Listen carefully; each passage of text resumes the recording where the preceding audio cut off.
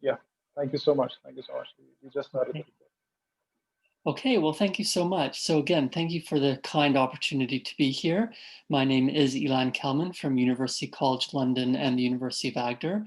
And thanks so much to everyone for coming out with the particular interest that, of course, we have got ourselves very much into this sort of webinar format because of a huge global disaster, the pandemic. And it has certainly been interesting that I've been having meetings online and teaching online for more than a decade. And suddenly we realize that actually it's wonderful being able to connect with people while still being at home, because we are the fortunate ones who have the hardware, we have the internet access, we have the capability. And yet we find that, of course, not everyone can afford this. Not everyone is as privileged as us. So while the pandemic, this global disaster has brought us together and given me this wonderful opportunity to connect with the center, with Pakistan, with Ahmed, and with all of you, we also recognize that, in fact, the digital divide is widening and the disaster, as always, affects worst those who can least afford it and ends up widening the gaps between those like us who have the opportunities and can use this to our advantage and can create these possibilities, and those who simply cannot. So, this to a large extent is actually the fundamental issue of disasters and what disasters are. So we think, well, okay, that's fine. So we're dealing with a global disaster, and Ahmed very kindly sort of mentioned the book which led to this seminar, Disaster by Choice. But what is a disaster? And in trying to do my work, in trying to do this book, I really went through a lot of glossaries, a lot of dictionaries. I thought about it in other languages. I looked at definitions. And of course, the extensive academic literature on trying to define a disaster. There are books called What is a Disaster? And in effect, I thought, well, you know what? Let's see how few words I can get it down to. And I managed to distill it to 7 words. A disaster is a situation requiring outside support for coping. A situation requiring outside support for coping. Seems fairly straightforward, and it certainly works in the various languages in which I've tested it. It's definitely subjective, and we have to define words like situation, coping, outside support, and so forth. But whenever we're dealing with language, we're going to have these ambiguities. So we really have to think about the fact that this is applying it, and this is saying, okay, something happens, we cannot deal with it ourselves, and that might be at the individual level, at the family level, at the community level, or at the country level. So we have to get someone else to come in and help us, which actually makes sort of sense. There's a bit of fuzzy areas that we now have the pandemic, which is global. Who is outside? Because it's not going to be aliens coming in to support us. But on the other hand, we see that some countries are managing to deal with the virus and have actually really reduced infection rates. Obviously, New Zealand, Vietnam are examples of that, and others have not and very much require a lot of outside assistance, whether or not they're asking for it. Similarly, as I said earlier, people like me are fine. I just work at home, I exercise at home, I order what I need online. I'm privileged to be able to do that, whereas others cannot, and they absolutely need outside support, whether it's dealing with the mental health issues of lockdown, whether it's dealing with the physical impacts, physiotherapy due to long COVID, people who simply continue to experience COVID long after the acute aspects seem to have disappeared. To them, it is a disaster. And to our communities, our countries, with small businesses devastated, with so many people having their careers completely wiped out, we need to be helping each other, which means that it still fits within this idea of a disaster. But that itself, again, it's fairly straightforward. The complications really come in why this disaster happens. Why does a virus lead to a global situation? Why do some earthquakes create problems for cities they strike and others do not? And this is where the two elements of disaster get much more complicated. Those two elements being hazard and vulnerability. Both those words are difficult. They are not easy to explain. They are not, in fact, easy to translate to many other languages. but they are what we have. So disaster risk combines hazard and vulnerability. We are speaking English and we're at a fairly educated environment. So it means that we can discuss them and say, well, okay, fine, what is a hazard? I refer to some, the virus, the earthquake, but of course we know many more. Tornadoes, landslides, volcanic eruptions, tsunamis, floods, heat, cold. It's sort of everything that the environment does to us, which is perfectly typical for the environment. But if we cannot deal with it, then yes, it becomes hazardous, which means that this idea of hazard, aside from being a difficult word, is actually almost entirely a human construction. Now, this is not denying that when a volcano erupts and you get the ash and gas coming down the mountain, it is non-survivable. This is not denying the fact that if we go outside in extreme heat or extreme cold without equipment, obviously we're going to die. What it's saying is that because we do have the resources, we do have the privileges, we do have the options, sort of as mentioned by doing a webinar, it means that we know the environment does these sorts of things and we should be able to deal with it if we choose. But some people can and some people cannot. Some countries can and some countries cannot, which is this element of vulnerability. So vulnerability is really this social and political process, which means that some people can deal with what the environment does and some people cannot. And really looking at the individual or household level, it's simply because some people have more resources than others. It might be that they are able to look at planning regulations and purchase a property in places where planning regulations and building codes have been adhered to, monitored and enforced. But on the other hand, many places don't have planning codes or building regulations. It might simply be that they cannot afford insurance or they don't know that it's available. It might be that warnings were issued and evacuation notices, but they did not understand the language or the message did not reach them for various reasons. Or they are perfectly well aware of the hazard. They are perfectly well aware of the warning and the evacuation and measures to take, but they fear assault while evacuating or in the emergency shelter, or they're scared that someone is going to break into their house while they are away, or they simply do not trust the authorities because of bad previous experiences, or even because the current authorities are not the ones that they voted for in places where people can vote. So this means that even when we know exactly what we are meant to do, it might be that we choose not to do it for very legitimate reasons, or we cannot do it. I mean, imagine having mobility difficulties. Imagine being dependent on some prescription drugs or certain medical equipment, and no provision has been made for you in order to try and deal with the situation of a hazard warning and evacuation. So this means that some places are affected worse than others. And it definitely means that those with the least opportunities end up having the least opportunities, as with everything else, to deal with the hazard and to think about their structure, think about their environment, think about their livelihood, not just warning and evacuation, but all the other measures which are needed to keep us safe. Now, this is fairly straightforward to illustrate. So Pakistan is certainly well known for earthquakes. So it was obviously just the 15th anniversary of the devastating Kashmir earthquake in 2005, which killed over 70,000 people and did have fatalities across at least 3 countries.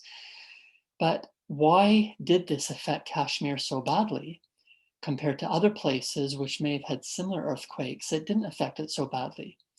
And that's where we sort of say, well, hang on. We talk about over 70,000 killed. Why were they killed? Was that cause of death really the shaking?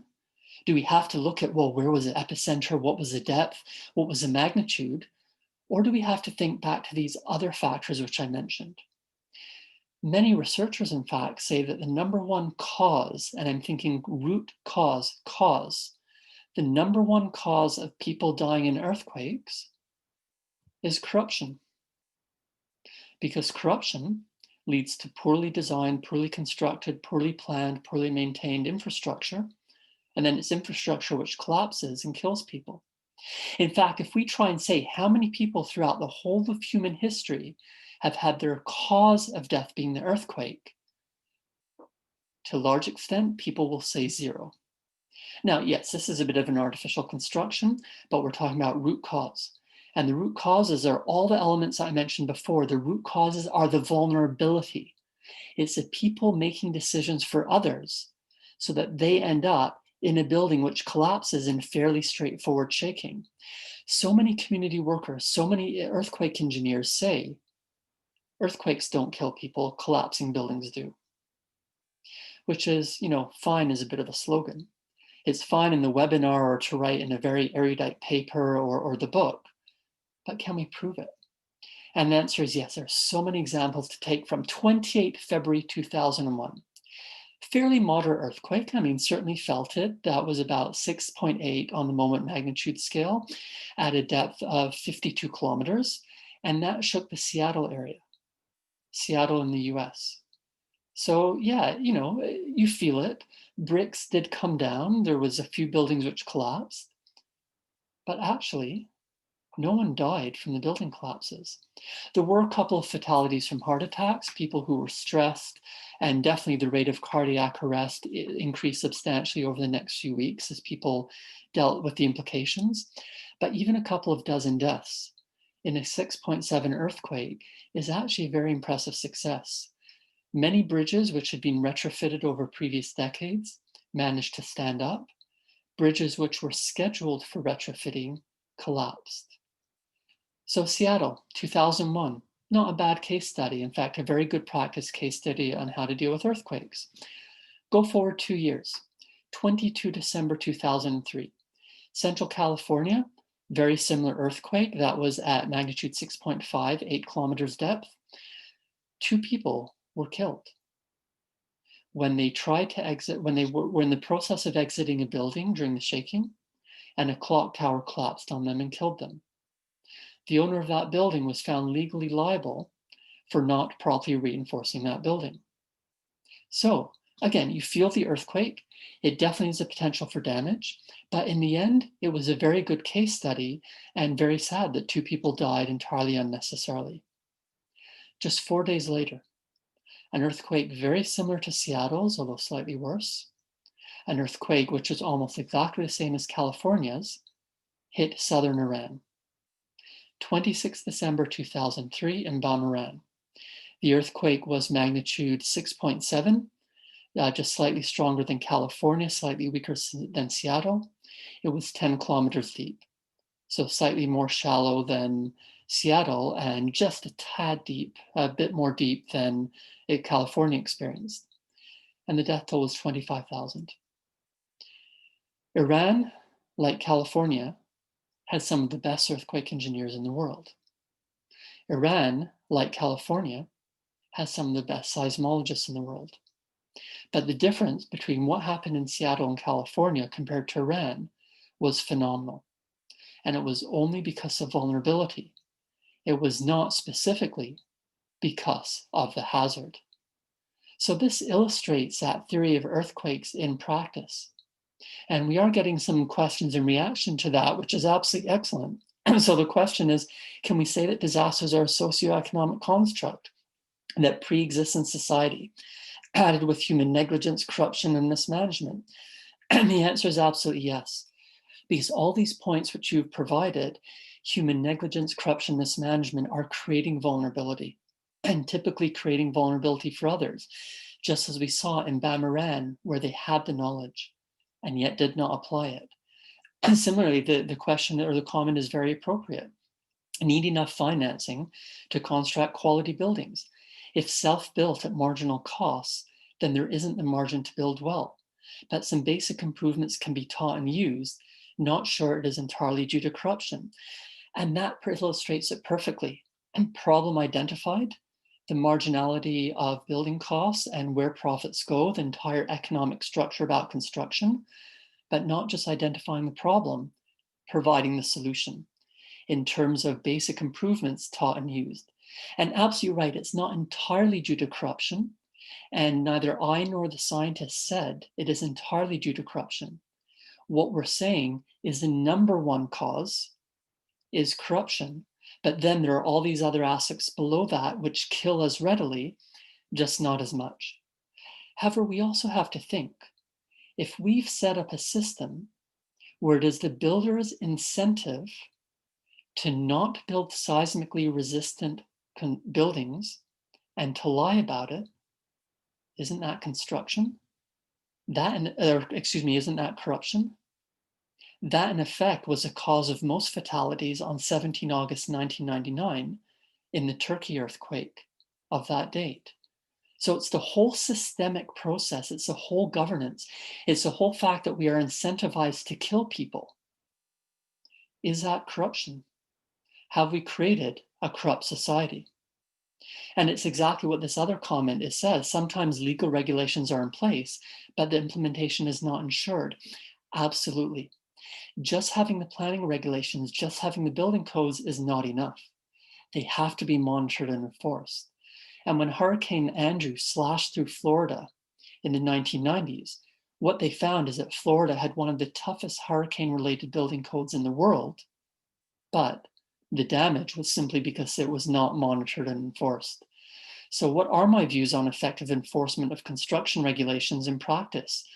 Well, simple answer is we do have to monitor and enforce them. How do we do that? We have to incentivize it. And what we see often, as was mentioned, is that the system itself is so inherently corrupt by broad meaning of the term that it simply doesn't happen. And so yes, disasters do happen and they end up killing people. And we have a comment about Dhaka, which is very similar and sort of indicating that. And certainly the earthquake vulnerability of Dhaka is terrifying. And people talk about Bangladesh being, well, this is going to be one of the most climate change vulnerable countries in the world, and the country is going to go underwater. Never mind the fact that the highest point of Bangladesh is more than a kilometer above sea level, but everything about Bangladesh is climate change. When we're fairly certain that an earthquake is going to flatten Dhaka and other parts of the country long before climate change inundates a good proportion. In fact, during the Nepal earthquake of April 2015, there were reports of a couple of fatalities in Bangladesh, despite the distance. But again, the issue is not hazard. The issue is not that the shaking in Bangladesh during the Nepal earthquake was not that big. The issue was the vulnerability in the construction. And this also leads us to a very interesting concept or idea about how we apply this notion of hazard and vulnerability elsewhere. So Bangladesh, being promoted as being so vulnerable to climate change, but earthquakes are not dealt with as much, we need to think, well, what happens when part of a country goes underwater? I mean, we know all of Bangladesh is not going to drown, simply because there's extensive topography, but the areas where most of the people live are at low elevation. So does this idea of hazard and vulnerability apply to Bangladesh and climate change? And the answer comes back again to definitions. So yeah, the definition of corruption depends on how we rank it. The definition of vulnerability hits these root causes of monitoring and enforcement.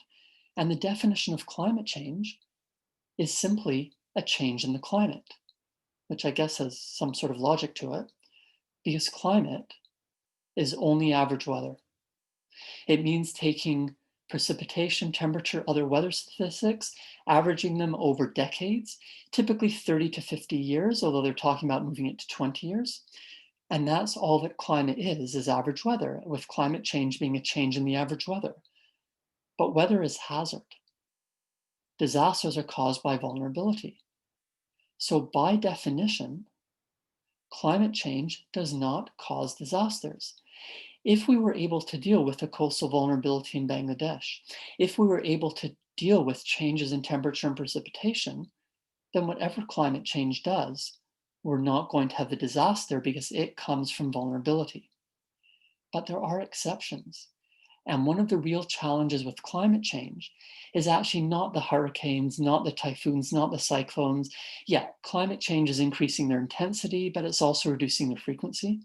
And so if we chose to deal with very strong storms, then we'd be able to do that. The real issue with climate change is actually that it's moving heat waves into heat humidity combinations where we cannot survive outdoors. A typical heat wave, it lasts a couple of days. If you hydrate, if you're careful, if you deal with the most vulnerable people, a typical heat wave is not going to be a disaster. Again, because it's hazard and vulnerability. Deal with the vulnerability, you can deal with heat and humidity. Climate change is warming the atmosphere to the point that the heat humidity cannot be survived outdoors.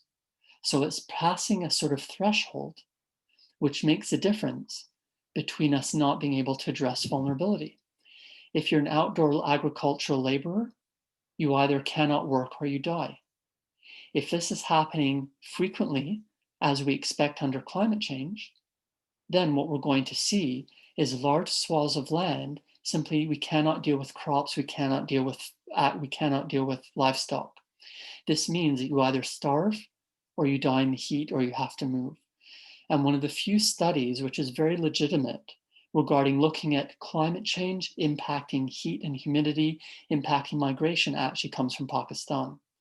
So if we're looking at a disaster coming from climate change, where it is very difficult to reduce vulnerability, one of the few examples is actually heat and humidity.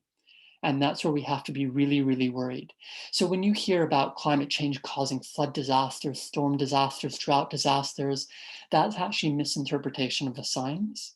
And that doesn't put forward what the real definition of climate change is. It's when we're dealing with heat and humidity that the challenges really emerge. And that's where we find out that climate change is very much linked to disasters. What this also shows, and particularly these parallels between climate change and earthquakes, which absolutely apply to the pandemic and absolutely apply to the bushfires which we saw in Australia earlier this year, absolutely apply to the ongoing fire situation in Oregon and California, absolutely apply to any hazard, is that because the disaster effectively comes from vulnerability, the disaster takes a long time to appear. You know, the earthquake happens quickly. We do not have very good predictive capability for earthquakes. Earthquake warning systems will give you maybe 60 seconds, maybe 120 seconds.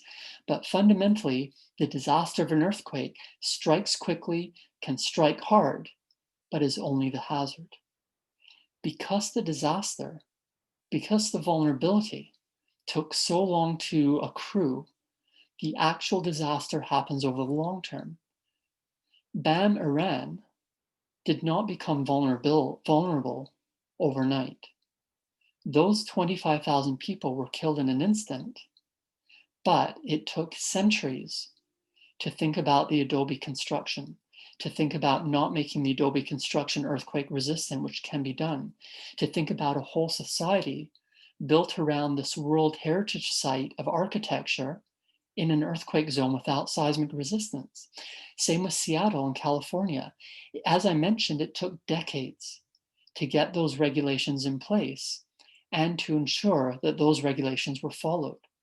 So the vulnerability takes a long time to build up, which means that the disaster is a long-term process. So disaster is not an event. A disaster is a process caused by the vulnerability process. And I'm speaking a lot about vulnerability, but we have a question coming up now about what about resilience? How does it help reduce vulnerability? And again, as I've said earlier, so much comes down to definitions. So there are at least 14 different definitions of resilience which people use. There's probably half a dozen different modes which are called resilience thinking. And resilience these days has come to mean anything that people want it to mean. In fact, from a neoliberal perspective, people are pointing out that governments are trying to say, well, the population is resilient, so we don't have to help them. The government has created the vulnerability and then steps back and says, you're resilient, go and solve the disaster problem for yourself, which is actually completely counter to this whole point of vulnerability causing disasters. It's completely counter to these issues of people making choices for others to make them vulnerable against their will. This whole notion of how resilience is applied is completely counter to the point of disasters being a long-term process caused by vulnerability, which people are actively choosing to create, which is exactly why we avoid the phrase disaster event, because it's a disaster process. And it's exactly why we avoid the phrase natural disaster. So disasters are not natural.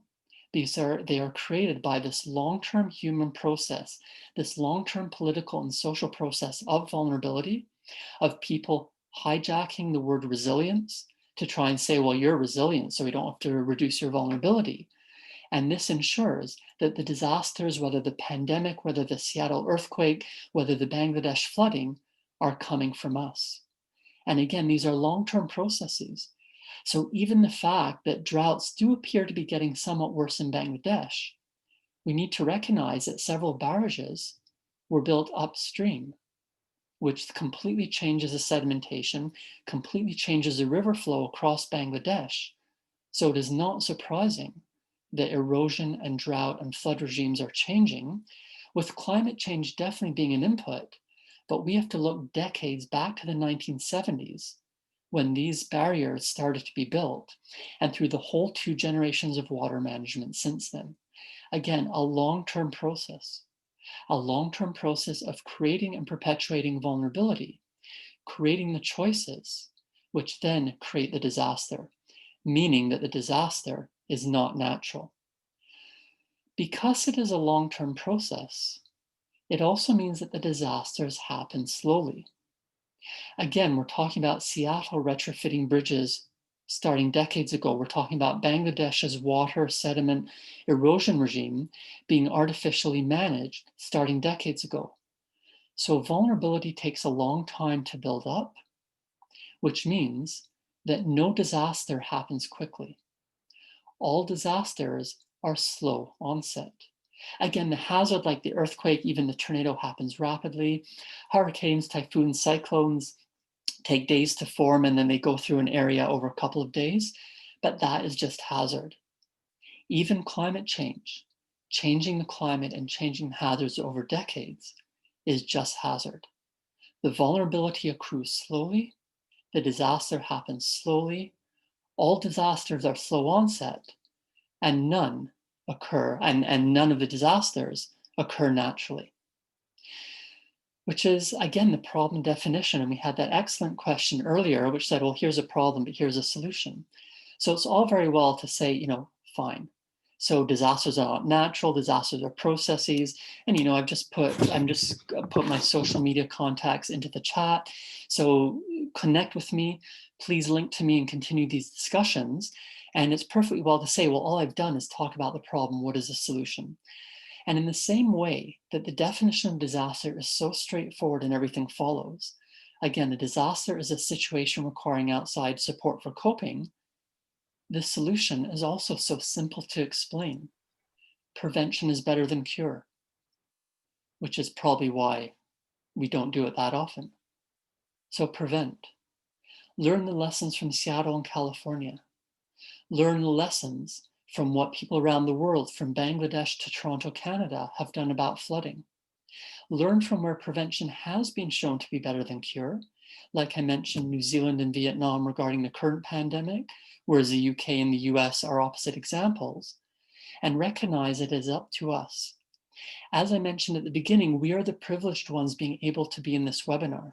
We are the privileged ones being able to write a book and to say, yes, it is disaster by choice. People are making choices for others, and to be able to promote the book. It is a privilege to be able to be speaking in English and using these words and describing this. So we have to use our privilege to act and to make the appropriate choices, which we're doing by sending out these lessons about all the good practice case studies, which we're doing by providing material that I've just put in the chat about a lot of this, why disasters are not natural. And we do that through research, such as the links in the chat and the papers we're publishing and the projects we have. And we do that by education. So we run several master's programs at University College London, explaining how prevention is better than cure and how to ensure that we implement it from all the levels we've been talking about. International and national governments, which often don't listen, right through to households and individuals, many of whom want to do this, but are too poor or too oppressed or too marginalized. And through our masters of disasters, Disasters Masters, we hope to create a cohort of students who then go out into the workforce and actually implement these ideas of prevention is better than cure. And in answer to the chat question, yes, we also have PhD programs. So we have a thriving set of about 24 PhD students from all around the world, researching everything from ice physics in the Arctic to earthquake warning systems, to how the tourism sector can support climate change adaptation, right through to how we need to bypass formal government and bypass formal governance in order to work with people, individuals, and households at the informal level to implement these lessons of prevention is better than cure. And it's not just PhD and masters. Starting next September, we have one of the UK's first bachelor program, a 3-year bachelor program in humanitarianism, trying to make students humanitarians. It is a Bachelor of Global Humanitarian Studies. We welcome people from all around the world to say, we can and should do this. We can act, we can and go forward by supporting the good practice examples, by supporting the lessons, and by saying, they did it, we can also. The context is different. We have a problem with government. Let's bypass government and do it for the people. Because ultimately what we want is for disaster by choice to be no disaster by choice. And this is very much for all of you to be part of, to connect with me in social media, the links which I provided, to ensure that I'm not making mistakes, but learning from all of you, and to go forward, working with you collaboratively by now answering many of the questions which I missed in the chat, and many of the questions which we have via email and in this session. So thank you so much again, and looking forward now to dealing with all of your queries and to learning from you. Thank you. Thank you so much, Ilan. It's amazing. I really appreciate you making such good connections with the Pakistani context. And I think we can first take some questions from the chat. We have one from Willem, who's a colleague from Netherlands, and he mentioned that with earthquakes, it seems that building collapsing is the cause of casualties. If we look at flooding and inundation, it seems that people are actively trying to live close to the river because the soils are preferred. And when flood hits people, people are killed because they were occupying better soils. Do you consider that also as a human-made disasters, or these are stories of human taking? No, and that's a brilliant illustration, because the flood is not even a hazard. The flood is a resource. People are not stupid. They're living there because they want the flood, and that helps them. So why then does infrastructure get damaged and people get killed by floods? It's because we've forgotten the damage which floods can do. So yes, there are so many people, in the Netherlands also, but also the UK, particularly England, who say, I love the river there. So I just want a normal house and a normal life, and I'm going to live by the river. But they forget that a river floods, and they're not prepared. So again, the flood itself became a hazard because of us, and the disaster was absolutely human caused. Otherwise, in Bangladesh is a super example of this. People have said, but the flood gives me resources, exactly as the questioner points out. Therefore, I'm going to deal with it. And for centuries, people in Bangladesh actually lived in flooded areas. They lived in the Char people, who lived in these movable islands in the eroding and accreting banks, and managed their livelihoods. Another good example is Toronto, where in 1954, Hurricane Hazel ripped through the city, killed 83 people, almost all of whom were living in a floodplain. So afterwards, Toronto said, okay, we're going to make the floodplain recreational area. And a few other hurricanes have gone through Toronto since, and they flooded the ravine, but they didn't kill people. So we know what a flood does. We know its hazardousness and resources, so we make the choice whether or not to deal with it. And if we don't, we've made the choice of a flood disaster. Thank you so much. So we have another question. This one is from the chat. This one is from the email. It's about, you've clearly mentioned that the link between poor governance and disasters, but this is about what measures we can actually take to address it, and how can the policy be more informed, particularly in countries countries like Pakistan, where there's less empirical evidence, less research, less work on the hazard aspect?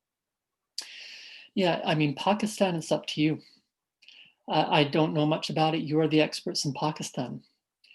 So in terms of specific context, you're the ones who know. But where there is a dearth of science, we have to promote science, absolutely. And there is a question I see, do we do distance learning at UCL? Well, at the moment, everything is distance learning. So the answer is yes. We've not had distance or online degrees before, but we're moving into a world where we are potentially going to be giving options for both in-person and online or hybrid. And so do it for Pakistan. I mean, you have the center, right? And you've so many powerful, brilliant scientists, from hydrologists to seismic engineers to sociologists to political scientists, and it's up to you to do it for your country. However, we should not let lack of knowledge stop action. We know the general principles, you know your local context. You are the ones with the power and the privilege to take the general principles and apply it to your local context to ensure that it happens, even within the uncertainties and unknowns, while the scientists continue to fill in those gaps. Thank you so much. So the next one is from Dr. Wing. She says that, thank you for the excellent presentation. She has a question about the book, Disaster by Choice, where you write regarding the access to air conditioning, heating, and shade during extreme temperature, that large segments of the population have trouble providing themselves with basic necessity. What would you say about people instead moving to areas with less temperature extremes temporarily, for example, during hot and cold seasons? Do you think that this could be more sustainable than local technical solutions? And in addition, what do you think of this? Only the people that help build a levee should be allowed to live behind it. Yeah, so two very good questions and very relevant. Should people stay and deal with the temperature extremes, or should they move temporarily? And I think it's up to them. Some people will want to do one, some people will want to do another. And I think both solutions are viable. What we have to be very careful is to ensure that it is their choice. So a lot of times people are forced to migrate because they have no other option. And that's where it becomes very difficult. A lot of times people would much prefer to stay with the indoor temperature control, but cannot afford it or do not have access. What I would like to see is that all the options are on the table, and then people have the choices to make for themselves and can do what works best for them without interfering with others. And it's the same with the levee. When we get into these large scale infrastructure projects, it becomes challenging because people will see, oh, well, the government built me that wall, therefore it must be safe, and I don't have to think about my vulnerability or reduce my vulnerability, which is why levees tend to increase flood risk because they reduce the hazard temporarily, but they increase vulnerability. So the real challenge is not to say, well, it's your fault, therefore only you live there. The real challenge is to say, look, levees, dams, all these structures bring some advantages and some disadvantages. Not having them brings some advantages and some disadvantages. Let's be honest. And let's say if you're willing to take the flood risk, build the levee. If you don't want to take flood resistance measures, don't do that. But then you're taking the consequences and you may die as a result.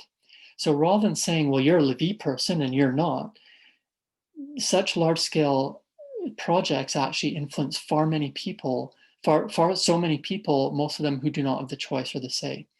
So I would much rather see everything on the table as possible approaches, but be honest what they do and do not do, and try and get everyone involved in the decisions because we all suffer the consequences, good and bad.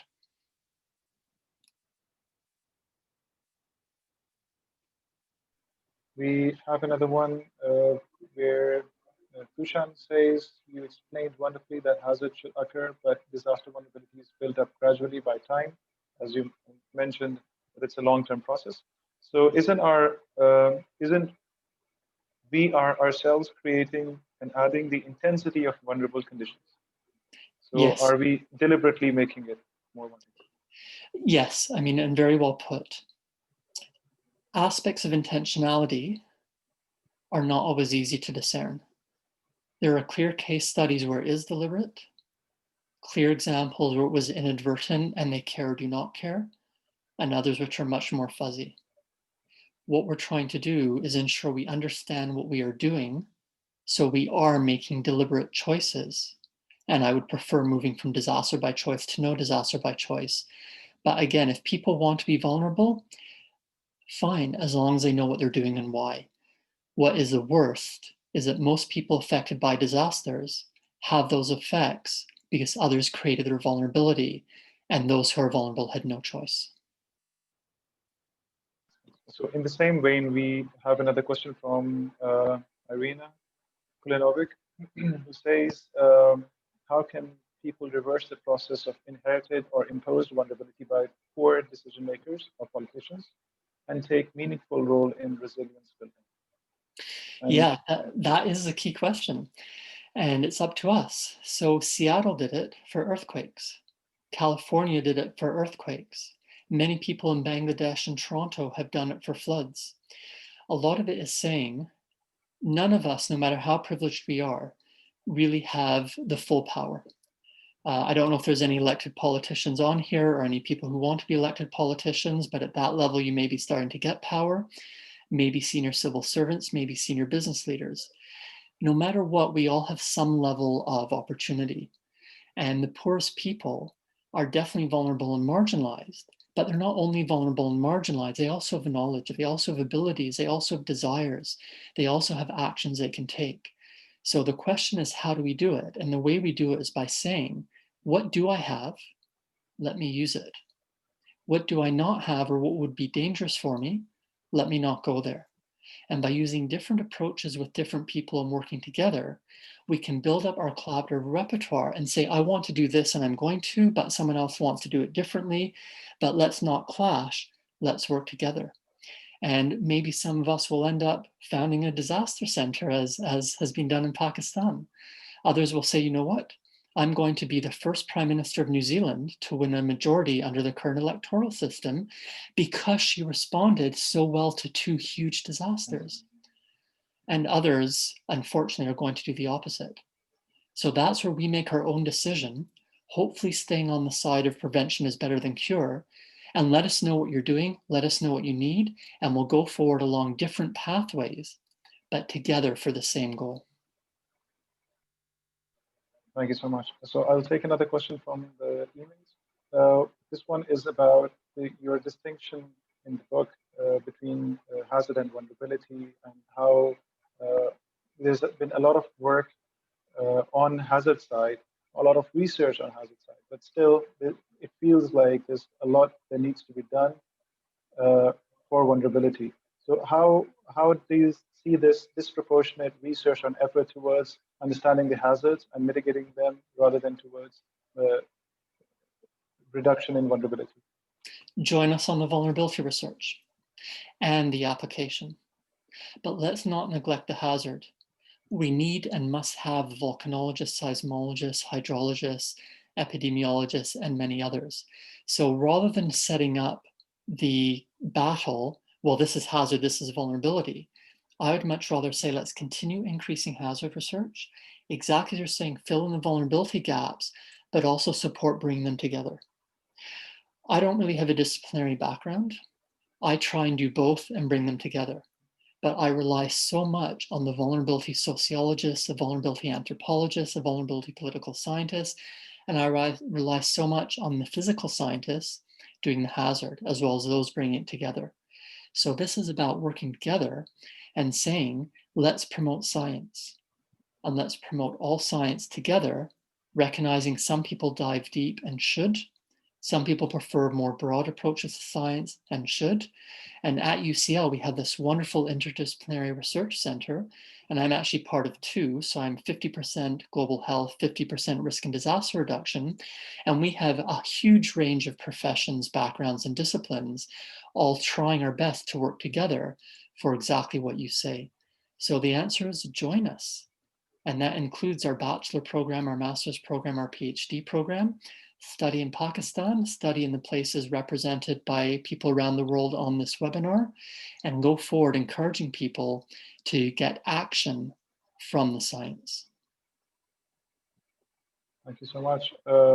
So I have another question from the chat from Rafael Luis saying, thank you, Professor. In my country, Brazil, there is a wrong rationality that guides us, our government, to value resilience in order to reduce vulnerability, especially among communities in risk areas, while corruption is never mentioned as a root cause of vulnerability. Yeah, it's a challenge. So the question is actually, are you in a position to mention corruption as a root cause, or is that going to get you shot, arrested, and beaten up? And the issue is we all have limits. I hope none of us wants to die for our cause. We are in the business of saving lives, which should include our own. So maybe in some circumstances, calling it corruption is inappropriate. You know that yourself. Maybe in some circumstances, just saying, you know what, dealing with the government is impossible. I'm just not going to worry about it. I'm going to deal with people on the ground, and that's fine. I'm so privileged in the countries which I've lived that I know I'm not going to get in trouble by giving this webinar and having it on YouTube. I know there's not going to be a knock on the door in the middle of the night and being dragged away to prison because of something I've written and said. Not all of us have that privilege. You know your context. You have to do what's appropriate for you, always trying to maneuver within these issues and ensure that we're focusing on the fundamentals and supporting each other in order to move forward for the people. So obrigado for doing that and for being part of it. Thank you. So there's one from Lawrence Richard. There seems a gap in dialogue between international and government interventions and community-based interventions, one dealing at a national level and the other at a village level. Do you have any comment? Yeah, huge area. And this is sort of the difference between what they call horizontal governance, like working community to community or country to country, and vertical governance, where we're starting from the international scene, regional, national, subnational, down to local. And both of them have to be linked. Both of them are needed, and there's absolutely huge gaps. But whether it's household to household or country to country, some people are not interested. And so it's not just that straight line up and down or straight line horizontally. It's also sort of maneuvering around those who don't care and saying there are people sitting in Geneva and New York who are incredibly committed and we need them on board and they are helping us. And then there's people in the street, homeless people, undocumented people who are the same. And then there's others who aren't interested. So yes, it's about making these links and connections and simply joining forces and trying to ensure that no one is left out, whether they are sitting behind a desk in a palace or they're simply going day to day, working 12-hour days at a low paying job. It's everyone together, both vertically and horizontally. Thank you so much. So we are almost at the allowable time. We still have 10 minutes to go. I just want one question for my future students. We are hoping to launch an MS in disaster management program at UMT. We also have already launched a BS in disaster management program, the one I wrote to you about. And we are very happy to include your book as part of the curriculum as well, because there are several courses in which this book would be extremely relevant and a very good resource. So how would you motivate young students and people who are interested in this field or who would perhaps need some motivation as to what they expect, what they should expect in their careers when they join the workforce, and how they can contribute to this field after they graduate? Never lose your passion, never lose your drive. Whether it's the UK or Pakistan, the countries have severe limitations and severe problems, but incredible opportunities. And so many smart, dedicated, passionate people who want to do better for their country, for their peoples, and for themselves. So it comes down to saying, individually, what motivates you? How do you keep on track without causing trouble for yourself? and saying, don't lose sight of a long goal, even if you have to maneuver very carefully, sort of within the difficult systems. So pick your situation. Do you want to be local, national, or international? Do you want to try and connect them? Are you more interested in the hazard side or the vulnerability side, or bringing them together? Learn about them all, but then pick your specialty and move forward doing the best you can under limited circumstances, recognizing that there's this whole world out there. There are so many people who can support you, whether it's through social media or webinars or just writing a book or writing a blog, and take inspiration from them, recognizing there will be a lot of bumps, a lot of discouragement, but learn yourself what works best for you to maneuver around it, and never lose sight of your passion, never lose sight of your dignity, never lose sight of the fact that we are here to save lives. Thank you. That's extremely inspirational. And I think if I have your permission, I may use that to motivate students, particularly for the upcoming admission drive. So we have a difficult time convincing parents and children why this program is something that can help make the society a better place. We can help address a lot of challenges within our society. This is something which is extremely there's a huge demand for it, and I think we don't have the adequate trained professionals in the field, and I think that's where we can. This serves as a really good motivation And for you've done it. young I mean, students. even your simple statement, we've started a master's program. You know, so simple, Yeah. as you know, so challenging and so frustrating, but suddenly you have a master's program and you change the world. So any student who's saying, oh, I really have to do this exam? I mean, what a pointless exercise to sit and write stuff for a couple of hours under pressure. But then you can start your own center. Then you can write a book. Then you can start a master's program, and you see the dozens and hundreds going through, getting government positions, private sector positions, charity positions, becoming their own academics, and suddenly you see things changing. Yeah, but that's when we actually see the impact in. Yeah. We hope to see the impact in policy, and we hope to see that reflect in the implementation as well. So thank you so much. I'll scroll through the chat to see if we have any unanswered questions. Um, we already.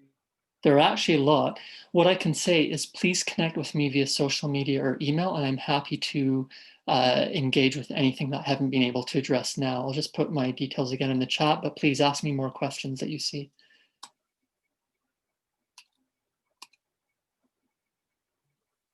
Yeah, that's extremely useful. We have one regarding resilience. I think we have actually had the issues with the word resilience. It's the idea of bouncing back to the previous state after a shock, but it's very controversial when we. Yeah, I would agree with that. Very debatable, I guess. We do not want to bounce back to the state which caused a disaster. Yeah, and there's one from Karina. Very opportune time to ask, do you have any funding applications that we might collaborate on? Yeah, very sadly, the world of research is very much about funding, and I'm just going to put these critiques of resilience into the chat. So there you see about resilience. But the advantage is that there is funding out there, and it means that we can suddenly be collaborating across continents, even if we're doing it remotely, because obviously travel is not a good idea at the moment. So what I need to do is learn about your work, learn about your interests, and we just build up this spider web of networks around the world. We probably have about 6 grants under review at the moment, all international. Highly competitive. Money is always tight because people are going for it. But the fact that everything is so money driven, funding driven, it means that yes, we need you. We need to know your interests and your specialities. And eventually there will be applications which go in, which could not be done without you. Thank you so much. Thank you so much, Ilan. I think we are at the end of our time. It's the end of our lunch break here in Pakistan as well. So we are extremely fortunate and we feel very privileged to have you with us today. And it's an honor, of course. And uh, we will be sharing this uh, online. We'll be sharing this video on YouTube and probably link it for some time with our website for the Center for Disaster Management. And we really hope that we can get this opportunity again so we can discuss similar issues related to disaster management, governance, and policy. And we really hope to connect with you and discuss all these opportunities to work together in the future. So thank you again. Thank you so much. No, thanks to you. Delighted to, and anyone on here, like I say, connect with me. It's about working together and exchanging to ensure that I take lessons from you and hopefully provide some ideas which you can use to go forward, and let's do better together. Thank you so much. We hope to see you and hope to speak to you again very soon. Thank you. Goodbye, everyone. Thanks to you.